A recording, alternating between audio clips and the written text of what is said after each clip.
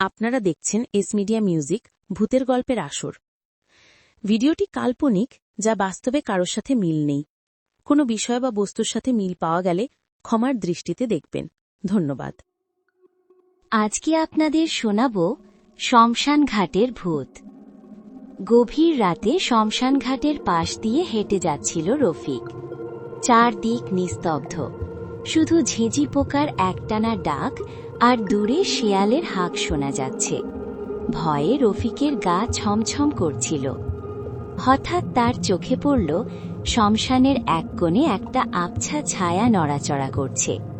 প্রথমে সে ভাবল হয়তো কোনো পশু হবে, কিন্তু ছায়াটা ধীরে ধীরে মানুষের আকার নিতে শুরু করল। রফিকের বুক ধড়ফড় করে উঠল। সে স্পষ্ট দেখতে পেল একটা লম্বা শুকনো কঙ্কালসার হাত তার দিকে এগিয়ে আসছে। হাতটার নখগুলো অস্বাভাবিক লম্বা আর কালো। ভয়ে রফিক জমে গেল। তার মনে হলো তার পায়ের নিচ থেকে মাটি সরে যাচ্ছে। ছায়াটা আরো কাছে আসতেই রফিক দেখতে পেল সেটার চোখগুলো জ্বলন্ত কয়লার মতো লাল আর মুখটা বীভৎসভাবে হাসছে। রফিক চিৎকার করতে চাইল, কিন্তু তার গলা দিয়ে কোনো আওয়াজ বের হলো না। ভূতটা তার একেবারে সামনে এসে দাঁড়ালো। একটা ঠান্ডা পচা গন্ধ তার নাকে এসে লাগল। ভূতটা ফিসফিস করে কিছু বলল, কিন্তু রফিক তার কথা বুঝতে পারল না।